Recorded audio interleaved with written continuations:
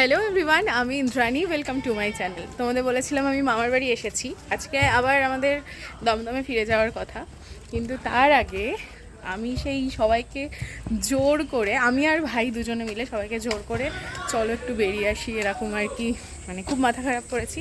তো আমরা এসেছি এখন একটা জায়গায়, দাঁড়াও তোমাদের বলছি কোথায় কী বৃত্তান্ত সবটা বলছি। তো আমরা কোথায় এসেছি সেটা হচ্ছে যে একটা সুন্দর জায়গা, যেটা আমি প্রায়ই দেখি, ভিডিওতে অনেকবার দেখেছি। আর আমি তো সেই প্রথম থেকে মা মাসি সবাইকে আর কি খুব করে রাজি করিয়েছি, দিদাকেও রাজি করিয়েছি, দিয়ে সবাই মিলে এসেছি। তোমাদের দেখাচ্ছি দাঁড়াও জায়গাটা। এই যে ভারী সুন্দর জায়গাটা, আর এখানে ভাই ছবি তুলে দিচ্ছে সকলের, ওদের এখন ফটো সেশন চলছে। আমি এখন দাঁড়িয়ে আছি এই ওপরে, মানে যেখানে রেস্টুরেন্টটা সেখানে, এখান থেকে নিচটা বা আমার ভিউটা তোমাদের দেখাই।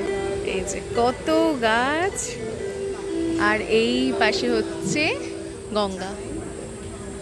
আবার এই গাছগুলোতে আবার এটা মনে হয় খুব সম্ভবত বাতাবি লেবুর গাছ, বাতাবি লেবু হয়েও আছে, কি সুন্দর।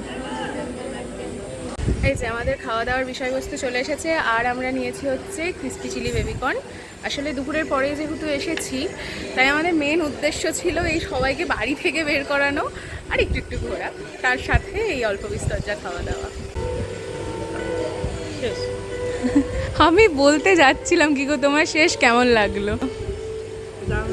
জায়গাটা কেমন লাগছে? একটু হাওয়া দিলে পুরো জমে যেত বলো।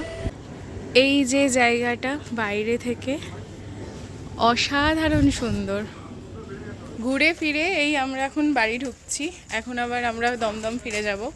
বিষয় যেটা সেটা হচ্ছে যে যেখানে দিদা মাসি এরা রয়েছে, এদের তাড়া দেওয়ার গল্প আর কি বলবো। আর যে জায়গাটায় গেছিলাম ওটা যেহেতু একটু ভেতরের দিকে, তাই আমরা টোটো করে গেছিলাম, টোটো বুক করে। তো ওই টোটো পাওয়া একটু চাপের হয়ে যাচ্ছিল। আর আমরা যেখানটাতে গেছিলাম আমরা দোতলায় বসেছিলাম, একতলায় বসার জন্য নাকি আগে থেকে বুক করতে হয়। একটু যদি হাওয়া দিত মানে তাহলে বেস্ট হতো ব্যাপারটা।